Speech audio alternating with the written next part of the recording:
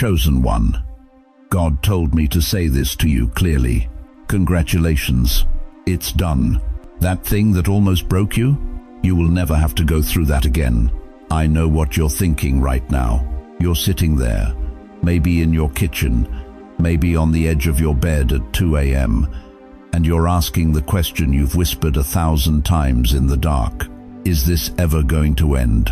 The betrayals, the nights you couldn't sleep, the bills that came out of nowhere, the doctor visits that scared you silent, the phone calls you dreaded, the loneliness that pressed on your chest like a weight you couldn't lift. For some of you, it's been 40 years of the same cycle. For others, 50, 60. You know what I'm talking about. Every few years, something crashes. Every time you think you're finally free, here we go again. Same fight, same fear, same voice in your head whispering, you're never getting out of this. But listen to me closely. Heaven is making an announcement today that here we go again has been cancelled. You will not repeat that wilderness. You will not walk through that fire again. You will not bury another dream. You will not cry those tears again. Because in the courts of heaven, in the throne room where your case has been heard, God just closed the file. It's over. In the spirit, it's over. Now, I need you to do something right now. If this is hitting you in your chest, if something in your spirit just stirred, don't scroll. Don't close this. Stay with me. Type in the comments, it's done. That's your first act of faith tonight. That's you telling hell, I receive this word. Because in the next few minutes, I'm going to show you exactly how God already rewrote the ending to your story while you thought you were just surviving. Stay with me. This is your moment. Let me take you back to the kitchen table at 10:30 at night when the house was finally quiet, when the kids were asleep or grown and gone. When you sat there with a cup of coffee gone cold, staring at bills you couldn't pay, wondering how you were going to make it through another month. You remember that feeling, don't you? That weight in your chest that never really left. You smiled during the day because that's what you do. You showed up. You kept going. But at night, when no one was watching, you let the mask fall, and you whispered the questions you were too afraid to say out loud. God, where are you? Did I do something wrong? Is this punishment? Let me walk with you through the decades you've lived, because I need you to see something you've missed all these years. In your 20 seconds and 30 seconds, you were full of dreams. You got married, or maybe you didn't. You raised children, worked 2 jobs, sometimes 3. You believed if you just worked hard enough, sacrificed enough, loved enough, everything would turn out right.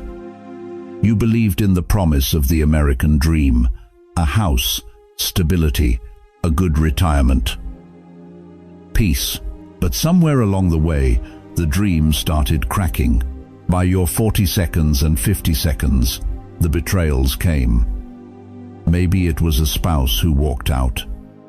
Maybe it was children who turned their backs on everything you taught them. Maybe it was a business partner who lied, a friend who disappeared when you needed them most. You buried your parents. You sat in hospital waiting rooms, staring at fluorescent lights, praying prayers that felt like they hit the ceiling and fell back down. You went to bed with your heart racing, but your mouth smiling, because you didn't want anyone to worry. Then came your 60 seconds, your 70 seconds. The funerals started coming faster. One friend, then another, then another. The house got quieter, the phone rang less. Social security checks came, but they never seemed like enough. Fixed income became a phrase that lived in your stomach like anxiety.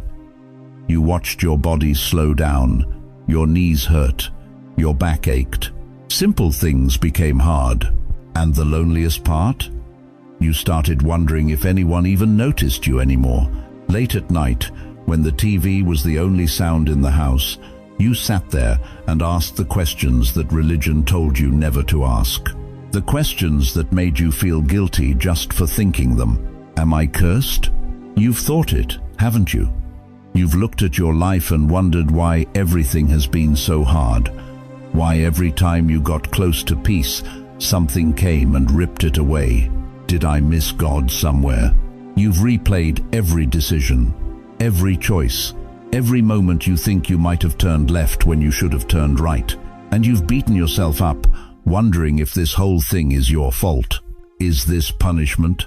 You've wondered if God is mad at you, if something you did, something you said, something you thought disqualified you from ever having peace, ever having rest, ever having joy again.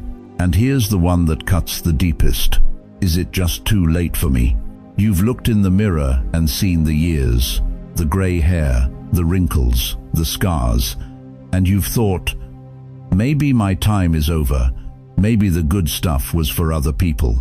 Maybe I'm just supposed to survive until I don't. Chosen one, I need you to hear me right now. What if I told you that you haven't been cursed? What if I told you that you haven't been punished? What if everything you thought was suffering was actually something else entirely? What if what you called punishment was actually God protecting you from something worse? What if the delays weren't denials, but divine rerouting? What if the closed doors weren't rejection, but redirection? What if every betrayal, every loss, every heartbreak was removing something from your life that would have destroyed you if it had stayed? The Bible says in Romans 8:28, all things work together for good to them that love God. Not some things, not the easy things, all things, even the things that broke you, even the nights you cried yourself to sleep, even the moments you wanted to give up. You haven't been in punishment, chosen one. You've been in training. Every battle you survived made you stronger. Every tear you cried watered seeds you didn't even know you planted. Every moment you endured in silence built a foundation for something so big you couldn't have carried it back then. God wasn't absent during your suffering. He was present. He was holding you together when you thought you were falling apart. He was whispering strength into your spirit when your body wanted to quit. He was working behind the scenes, arranging, aligning, preparing. And now, after all these years, after all the pain, after all the nights you thought would never end, God is saying something you've been waiting your whole life to hear. It's done. You will never have to go through that again. Because what was really happening during the worst nights of your life wasn't what religion told you. It wasn't punishment. It wasn't abandonment. It wasn't a test you failed. It was preparation for what's coming next. And what's coming next is so much greater than anything you lost. Chosen one, I need you to picture something with me right now. You're lying on an operating table. The lights above you are blinding white. You can hear machines beeping, doctors moving around you in masks. Your heart is pounding because you know something's wrong inside you. Something that's been killing you slowly. Something you can't fix yourself. The anesthesiologist leans over and says softly, "We're going to take care of this. I need you to count backwards from 10. 10, 9, 8. Your last conscious thought is fear. Pure fear. What if I don't wake up? What if this is the end? And then, nothing. Darkness, silence, time disappears. Hours later, you open your eyes. You're alive. You're stitched up. The thing that was destroying you has been removed. You didn't feel a thing. You couldn't have survived if you'd been awake for it. The pain would have killed you, so they put you to sleep to save your life. Now listen closely, because this is what happened to your spirit. God had to put parts of your life under divine anesthesia to keep you alive. I know you've been wondering why you feel the way you do.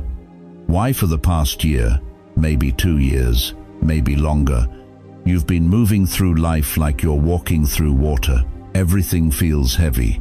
Your body is exhausted even when you've done nothing. You can't pray like you used to. The words won't come. Your mind feels foggy. Your emotions have shut down. You sit in church and feel nothing, and the voice in your head whispers, "What's wrong with me? Why can't I feel God anymore? Have I lost my faith?" No, beloved, you haven't lost anything. God paralyzed certain parts of you on purpose. He shut down your ability to react the way you used to react, because those reactions were killing you. He numbed the parts of you that kept running back to toxic people. He turned off the emotions that kept you trapped in cycles of rage and grief. He put your flesh to sleep so your spirit could survive the surgery. You thought it was depression. You thought it was age. You thought you were just tired. But it was him, operating in the dark while you were unconscious. Think about Daniel in the Bible, Daniel chapter 10. This man had been fasting and praying for 3 weeks. An angel shows up to give him a vision. And what happens? Daniel collapses, face down, no strength left in his body. He says, "My strength left me, and I could hardly breathe." Did God abandon Daniel? No. God was showing him something so heavy, so massive, that his human body couldn't handle it while fully conscious. He had to be brought low to receive what heaven was releasing. Or think about Saul on the road to Damascus, Acts chapter 9. This man was hunting Christians, breathing threats, full of rage and religious pride. And suddenly, a light from heaven knocks him flat on his back. He goes blind for 3 days, completely helpless, totally dependent. Why? Because God had to shut down Saul's eyes so Saul could finally see. God had to paralyze his old way of thinking so Paul could be born. Sometimes God has to take away your strength to give you his. You've been asking God, "Why don't I have energy anymore? Why can't I fight like I used to?" And he's whispering back, "Because I don't need you to fight this one. I need you to lie still while I remove what's been poisoning you for decades." This isn't weakness, chosen one. This is divine intervention. Your heaviness, that's the weight of his hand, holding you down so you don't jump off the table mid-surgery. Your inability to respond to drama, that's him cutting the nerve that kept you hooked into chaos. Your emotional numbness, that's the anesthesia wearing off slowly, carefully, so you don't go into shock when you realize how deep the operation went. He wasn't ignoring your prayers. He was answering them in the operating room. And here's what you need to understand. When a surgeon operates, they don't just fix what's broken in you. They're setting you up to live longer, to function better, to carry weight you couldn't carry before. God didn't paralyze you to punish you. He paralyzed you to save you. And when he saves you, he's not only saving you, he's rewriting the story for your children, for your grandchildren, for every person who's been watching your life, wondering if God is real. Because when you wake up from this, when the anesthesia fully wears off, you're going to stand up with a testimony that breaks generational chains. You're going to walk differently, talk differently, see differently. And people are going to ask, "What happened to you?" And you're going to say, "I survived an operation most people don't even know they need." But here's the question I need you to sit with right now. If God went through all that trouble to save you, to operate on you, to shut down the parts of you that were destroying you, what exactly did he remove? What was the thing inside you that had to come out? Because what he took out of you is the very thing that's been running your bloodline for generations. And that's what we're stepping into next. Now, listen to me carefully, because what I'm about to show you is happening right now in a courtroom you cannot see with your natural eyes. Picture this with me. There's a file on the judge's bench. It's thick, heavy. Your name is written across the top in bold letters. And inside that file, every failure, every relapse. Every time you said never again and then found yourself right back in the same mess. The addiction you swore you'd beat. The poverty that showed up every single time you got ahead. The abandonment that repeated itself in every relationship. The anxiety that woke you up at 3 a.m. For 40 years straight. The accuser stands there, pointing at that file. His voice is loud. He's listing every mistake, every weakness, every moment you fell short. And he's screaming one phrase over and over. They deserve this. They earned this cycle. Look at the evidence. But then, Jesus walks into that courtroom. He doesn't argue. He doesn't debate. He simply walks to the bench, places his hand over that file, and when he lifts it, there's blood. His blood, covering every page, every charge, every accusation. And the judge, the Ancient of Days, picks up the gavel. He looks at the accuser, he looks at the file, and then he slams that gavel down so hard the sound echoes through eternity. Paid in full. Do you hear me? That's not poetry. That's not a sermon illustration. That is what happened in the spirit the moment you clicked on this message tonight.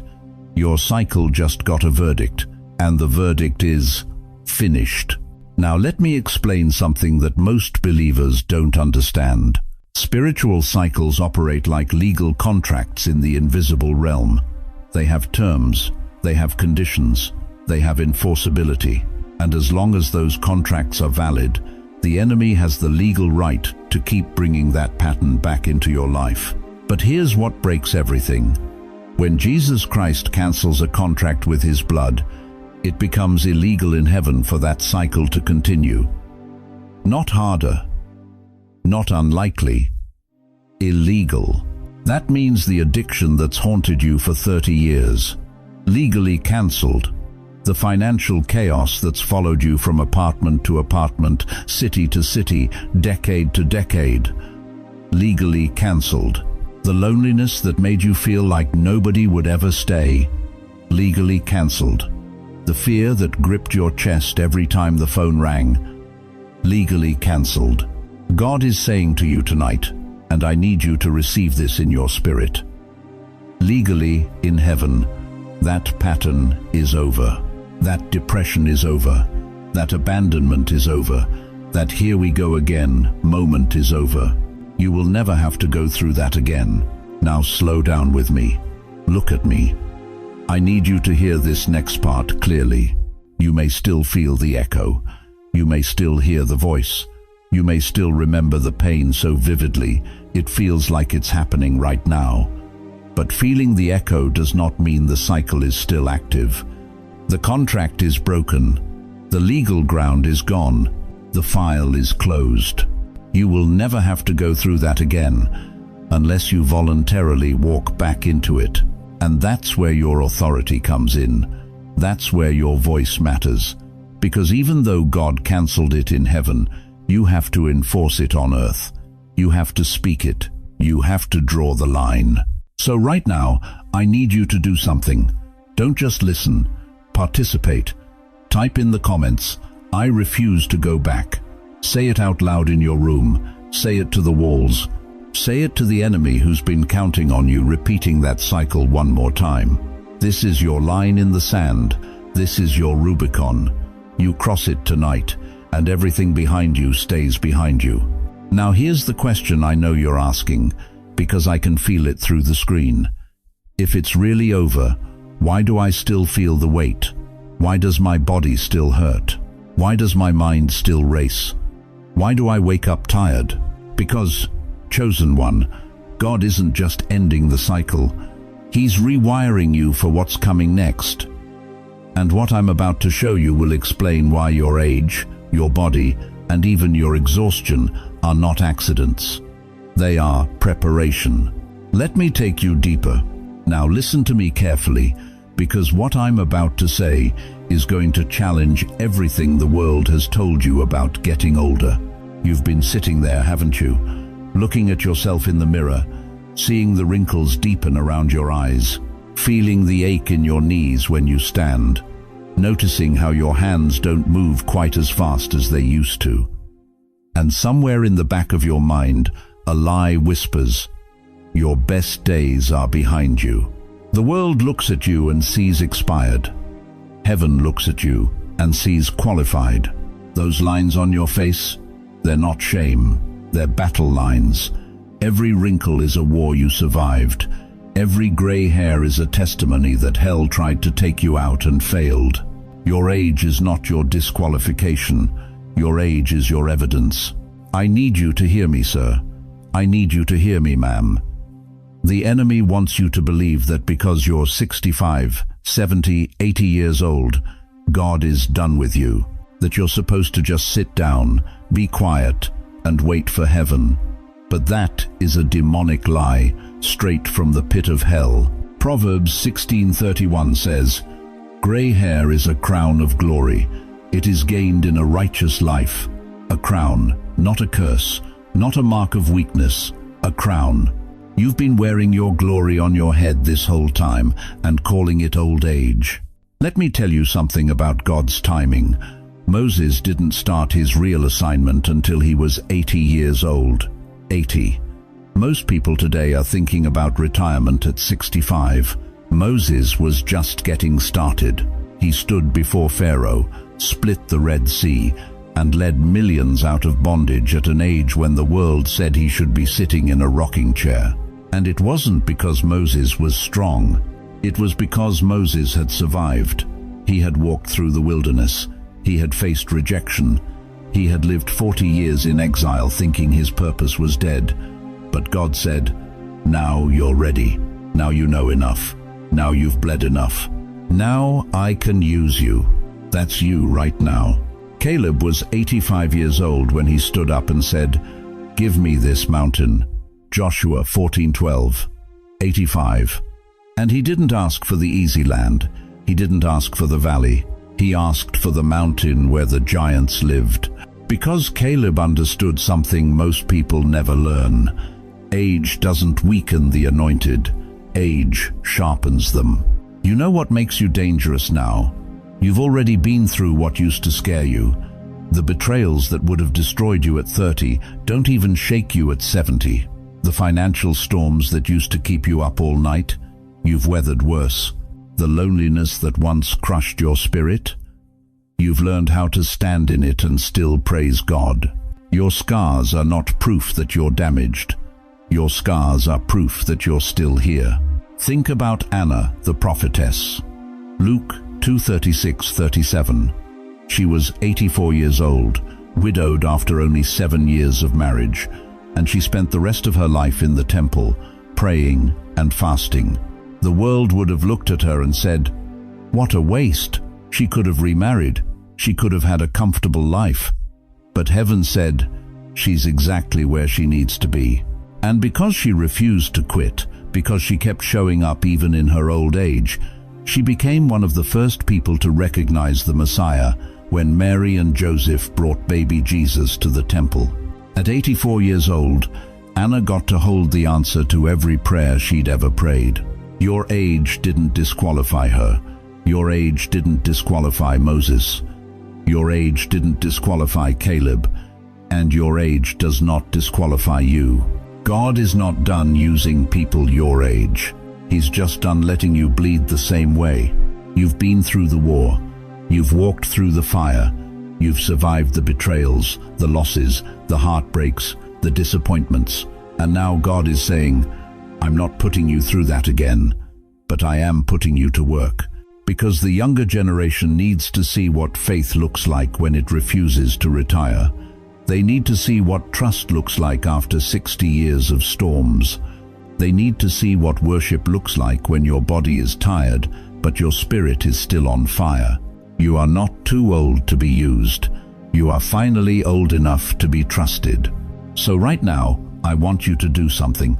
If you're over 60, I want you to drop your age in the comments and write, "God, you can still use me." Don't be ashamed of your age. Declare it. Own it. Let the young ones see faith that refuses to quit. Let them see a generation that survived hell and still believes heaven is real. Because what I'm about to show you next is going to change the way you walk, not just physically, spiritually.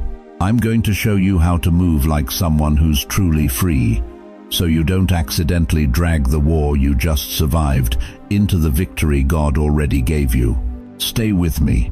This is where everything shifts. Chosen one, listen to me carefully. God didn't bring you out of Egypt just so you could spend the rest of your life talking about Pharaoh. You heard me right. It's done. The sentence is lifted. The cycle is broken. But here's what most people don't understand. When God closes a chapter, you can't keep living like the book is still open. You cannot walk into a new season carrying old habits. You cannot step into freedom acting like you're still in chains. And you absolutely cannot receive what God has prepared if you're still rehearsing what the devil destroyed. So right now, I'm going to give you 3 rules, not suggestions, not nice ideas. Rules. Because if you violate these, you will walk yourself right back into the wilderness you just escaped. And I refuse to let that happen to you. Rule number 1. Don't explain this to people who weren't in the war. Let me say that again slowly. Not everyone gets to hear what God told you in the foxhole. When soldiers come back from war, we don't ask them to perform their trauma at dinner parties. We don't demand they relive the worst moments of their life to prove they were really there. We honor the silence. We respect the weight they carry. But you? You've been explaining yourself to people who have no business hearing your testimony. You've been trying to make casual friends understand supernatural deliverance. You've been pouring out sacred encounters to people who weren't even praying for you when you were down. Stop it. Proverbs 4:23 says, "Guard your heart above all else, for it determines the course of your life." That means guard your story. Guard what God whispered to you at 3 a.m. when you thought you were going to lose your mind. Guard the moment He met you in the hospital room. Guard the night He told you, "I'm not finished with you yet." Some things are too holy to be dissected by people who weren't there. Your breakthrough doesn't need their approval. Your healing doesn't need their validation. And your freedom doesn't need their commentary. Let them wonder. Let them talk. Let them think whatever they want. You keep walking. Rule number 2. Stop rehearsing old pain as personality. This one is going to sting, but you need to hear it. You have spent years introducing yourself by your wounds. I'm the divorced one. I'm the broke one. I'm the sick one. I'm the one who got betrayed. And every time you say it, you're signing a contract with yesterday. Every time you rehearse that identity, you're giving the enemy permission to keep it alive. But God is saying, that's not who you are anymore. 2 Corinthians 5:17 declares, "If anyone is in Christ, he is a new creation. The old has passed away. Behold, the new has come." Old, passed away. That means the version of you that got hurt? Gone. The version that barely survived? Finished. The version that lived in survival mode for decades? Dead. You are not who you were in the pit. You are not who you were in the hospital bed. You are not who you were when they walked out on you. You are the one God brought out. You are the one heaven fought for.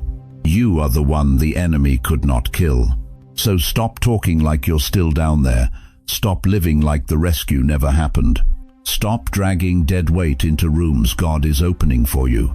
Start saying it differently. I'm the one God delivered. I'm the one who survived what should have destroyed me. I'm the one walking in my second chance. Your words are creating your future. Make sure they match where God is taking you, not where you've been. Rule number 3. Guard your atmosphere. Here's the hard truth nobody wants to say out loud. You can't live like a landfill and expect to feel like a sanctuary. You cannot keep answering every gossip phone call. You cannot keep being the family trash can where everybody dumps their drama. You cannot keep letting toxic people rent space in your peace just because you've known them for 30 years. It's done, remember? That means the atmosphere around your life has to change too. Psalm 1:1 says, "Blessed is the one who does not walk in step with the wicked, or stand in the way that sinners take, or sit in the company of mockers." Walk, stand, sit. It's progressive. It's showing you how compromise works. First you walk past it, then you stop and stand there, then you sit down and get comfortable, and before you know it, you're right back in the cycle you just escaped. God didn't deliver you so you could go back and visit the prison every week. He didn't heal you so you could keep diagnosing yourself with what you used to have. He didn't restore you so you could keep hanging around people who remind you of who you were when you were broken. Your new season requires a new circle, new conversations, new standards, new boundaries. And if that makes people uncomfortable, let them be uncomfortable. Your peace is more valuable than their opinion. Because here's what I know. The next chapter of your life is so powerful, so anointed, so full of blessing, that you cannot afford to carry dead weight into it. God is preparing something that requires your full attention, your full strength, your full faith. And you can't give him that if you're still cleaning up everybody else's mess. So tonight, I want you to make a decision. Not tomorrow, not next week. Tonight, who are you going to stop explaining yourself to? What old identity are you going to bury? What toxic atmosphere are you finally going to walk away from? Because in just a moment, I'm going to lead you through a prophetic declaration, a never-again prayer that may literally shift the spiritual atmosphere in your home tonight. But first, you have to decide. Are you really ready to walk like it's over? Chosen one, we've reached the most sacred part of this message. This is not the time to multitask. This is not the time to half listen. What I'm about to lead you through is going to shift the spiritual atmosphere in your home, in your body, and in your bloodline. If you can, I want you to put your hand on your chest right now. If you're lying in bed, just close your eyes and stay with me. If you're in your car, keep your eyes on the road, but let your spirit lean in. I need to warn you gently. Some of you are going to feel emotions rise up in the next few minutes. You might feel heat in your chest. You might feel tears you've been holding back for years. Let them come. That's not weakness. That's God cleaning the wound as He closes it forever. Because what you're about to speak is not just words. It's a prophetic declaration that breaks contracts written in hell and seals promises written in heaven. Listen to me carefully. For decades, you've been living under sentences you never chose. Sentences spoken over you by people who didn't know your worth. Sentences you whispered to yourself in the dark when you felt like you couldn't take another step. Sentences that became the soundtrack of your survival. Here we go again. I always mess this up. Nothing good ever lasts for me. I'm too old to start over. But God is saying tonight, those sentences are being lifted. Every one of them. Not because you earned it, not because you finally did enough, but because Jesus already paid the price to cancel every curse, every cycle, every generational trap that tried to bury you. Galatians 3:13 says it plainly. Christ redeemed us from the curse of the law by becoming a curse for us. That means every cycle of abandonment, every pattern of poverty, every spirit of fear that chased your family for generations was nailed to that cross. It died there. And tonight, you're walking away from the grave. Now here's what I want you to do. I'm going to speak declarations, and I want you to repeat them. Out loud if you can. Whisper them if you must. But speak them, because faith comes by hearing, and when you hear your own voice agreeing with heaven, something in the spirit realm has to obey. Are you ready? In the name of Jesus, never again will I confuse abuse with love. Never again will I carry my family's burdens alone.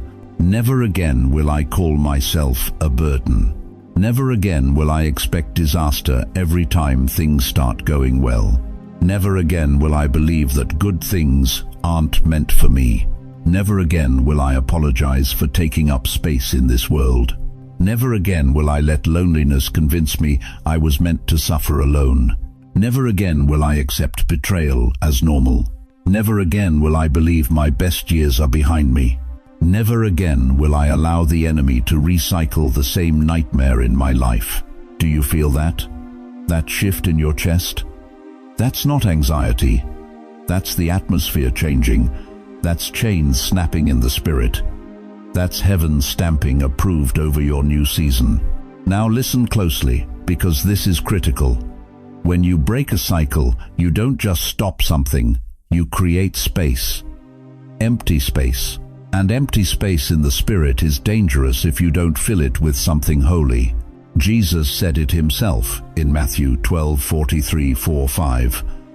When an unclean spirit is cast out, it wanders through dry places seeking rest. And if it finds the house empty, it comes back with 7 spirits worse than itself. That's why declaration alone isn't enough. You have to fill the space where the pain used to live with something the enemy can't touch. That's what we're doing right now.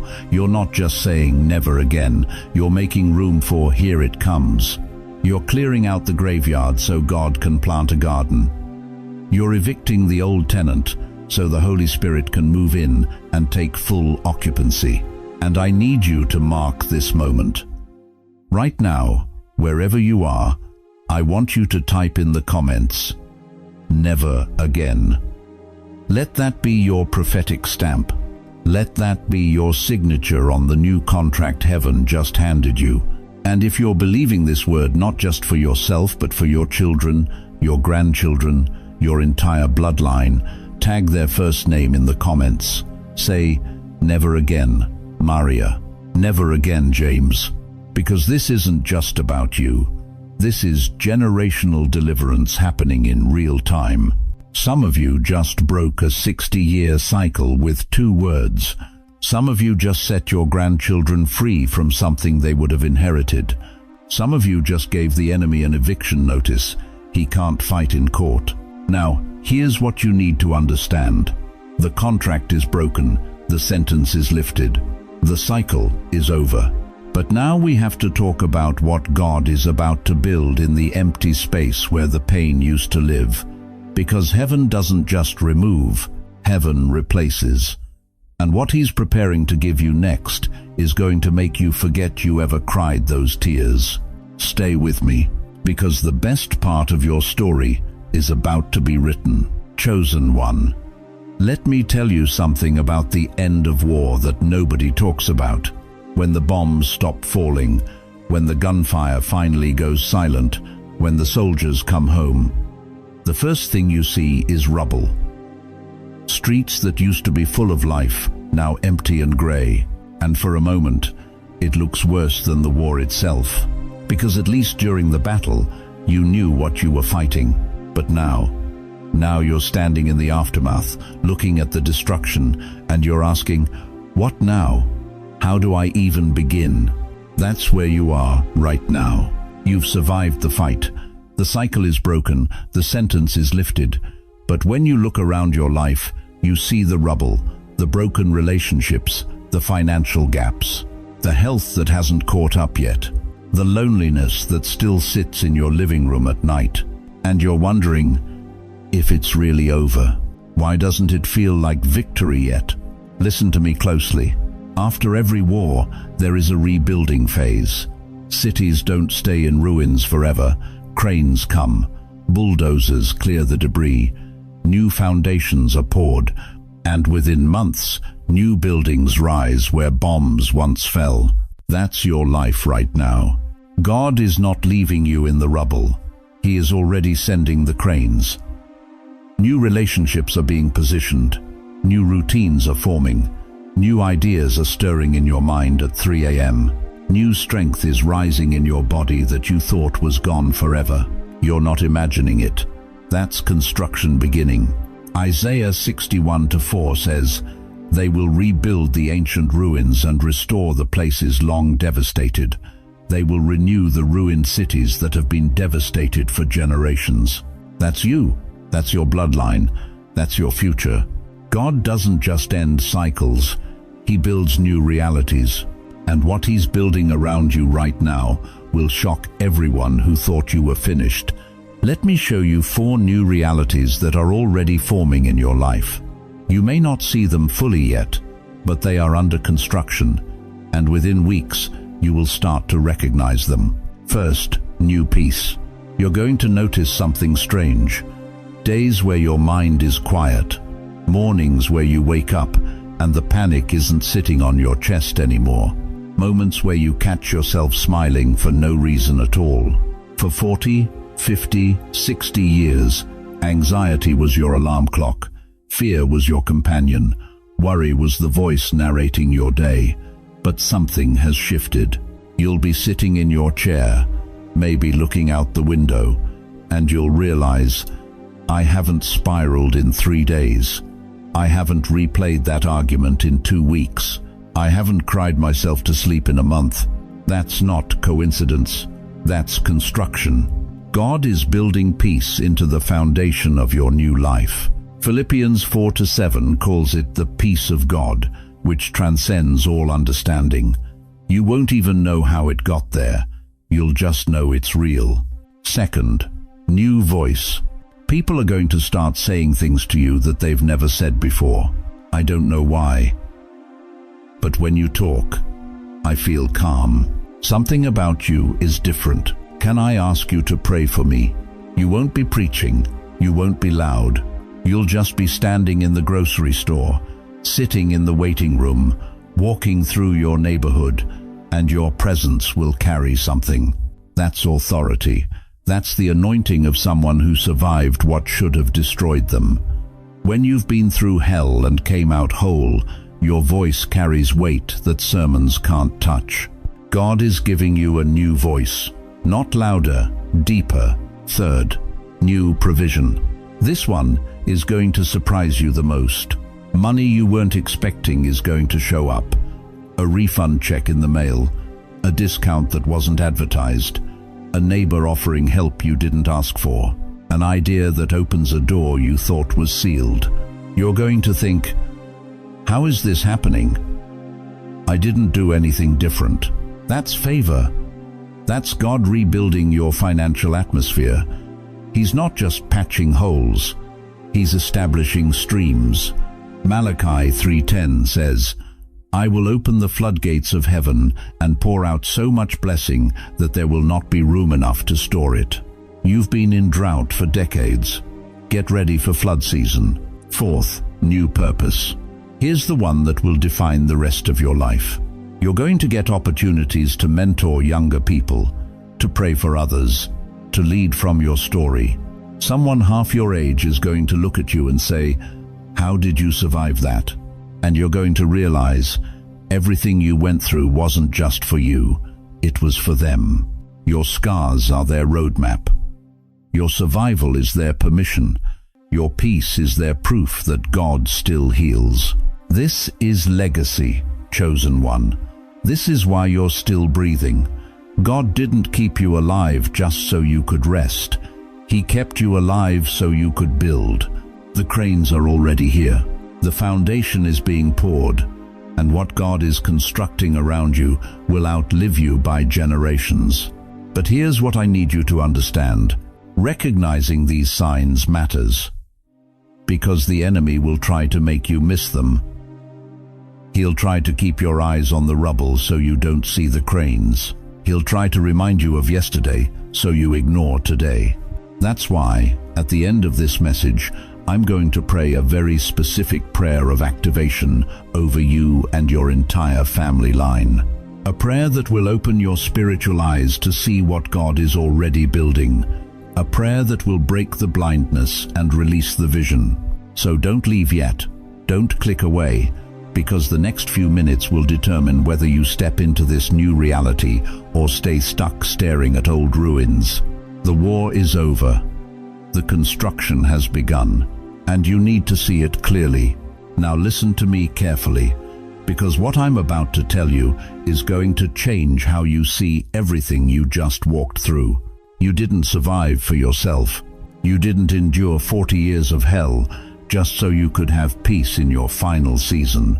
No, you survived for that granddaughter who stands in front of the mirror every morning and doesn't like what she sees.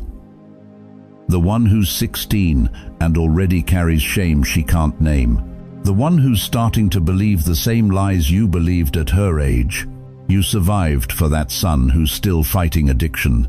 The one who won't answer your calls. The one who keeps promising he'll get clean, but falls back into the same pit every few months. You know his name. You pray it every night. You survived for the little ones who aren't even born yet. The great-grandchildren who will never know your face, but will carry the strength you planted in the soil of this family line.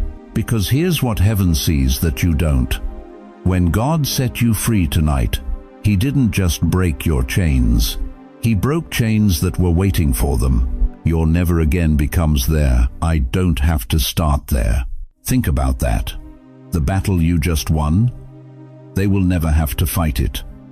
The wilderness you just walked out of, they will never have to enter it. The cycle you just broke, it dies with you. Deuteronomy 5-9 tells us that the iniquity of the fathers visits the children to the third and fourth generation. But here's what most people miss. Exodus 20-6 says, God shows mercy to thousands of generations of those who love Him and keep His commandments. Thousands, not 3, not 4, thousands. That means tonight, when heaven declared, it's done over your life, that decree didn't stop with you. It echoed forward into generations you will never meet. It rewrote the story for bloodlines that don't even exist yet. There were things that ran in your family, you know what they were. Poverty that showed up every generation like clockwork. Sickness that took someone too early, every single time. Divorce that shattered homes before children even had a chance. Anger that passed from father to son like a curse no one could name. But tonight, something new begins to run in the family. Peace, stability, prayer, wisdom, joy. The kind of joy that doesn't make sense to people looking in from the outside. The kind of stability that holds when everything around it shakes. You need to hear this and hear it clearly. You are the last one in your bloodline who will ever have to fight that battle this way. Read that again in your spirit. You are the last one. Your mother fought it. Her mother fought it. Maybe her mother before that. And now it's your turn. But here's the difference. You're not just fighting it, you're ending it. That alcoholism that destroyed your father, it stops here. That depression that swallowed your mother whole, it stops here. That poverty mindset that convinced 3 generations they weren't worthy of abundance, it stops here. Because when you typed, "It's done," in those comments earlier, you didn't just agree with God. You became a door, a gateway, a bridge between what was and what will be. And your children are watching. Even if they don't live under your roof anymore, even if they moved 3 states away and only call on holidays, even if they don't believe the way you believe, they're watching. They see you still standing. They see you still praying. They see you still choosing faith when everything around you screamed quit.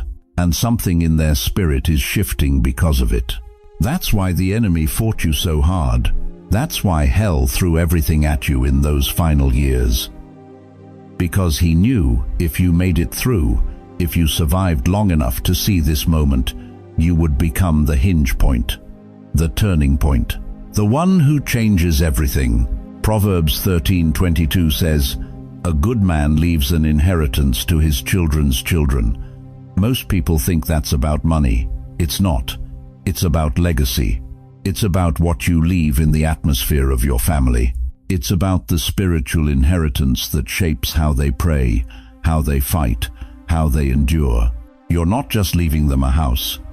You're leaving them a different spirit. You're leaving them freedom they didn't have to earn. You're leaving them strength they didn't have to build. You're leaving them peace they didn't have to fight for, because you fought for them. Now I need you to do something powerful. If you're standing in the gap for your family, if you know there are people connected to your bloodline who need this breakthrough, I want you to type in the comments, "I stand in the gap," and say their names. Say the names of the ones you're covering, your son, your daughter, your grandkids, the ones who don't know they need prayer. This is your spiritual will. This is the inheritance you're declaring over them right now. Because when you speak their names in faith, heaven records it. Angels move, strongholds crack, futures shift. And now I want to seal all of this with prayer. Don't click away, don't scroll. Let me speak this blessing over you, over your family, over every generation connected to your name. Chosen one, we've walked through fire together tonight, and now we stand on the other side. Let me bring it all home for you before we close this sacred moment. Tonight, you learned something that will change the rest of your life. Your suffering was never random. Every tear, every sleepless night, every moment you thought God had forgotten you, it was documented, it was measured, it was purposeful. God put you under divine anesthesia, not to abandon you, but to rescue you. While you were unconscious to what He was doing, He was performing surgery on your destiny. He was cutting out the tumor of that cycle. He was removing the infection of that generational curse. He was extracting the poison that kept recycling through your bloodline. And tonight, you woke up. The contract of that old cycle is legally broken, not bent, not paused, broken, torn, burned, stamped with the blood of Jesus, and marked VOID across every page. Hell has no legal claim on you anymore. That thing that chased you for 40, 50, 60 years. It has no jurisdiction in your future.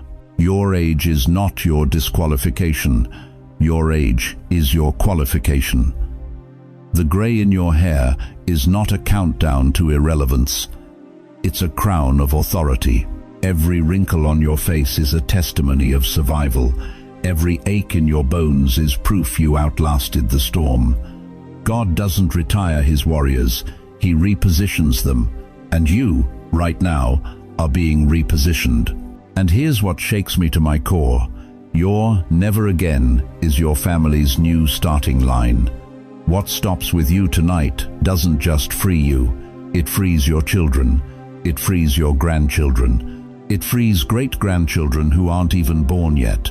You are the one who broke the cycle. You are the one who said, "Not one more generation." That makes you a history maker.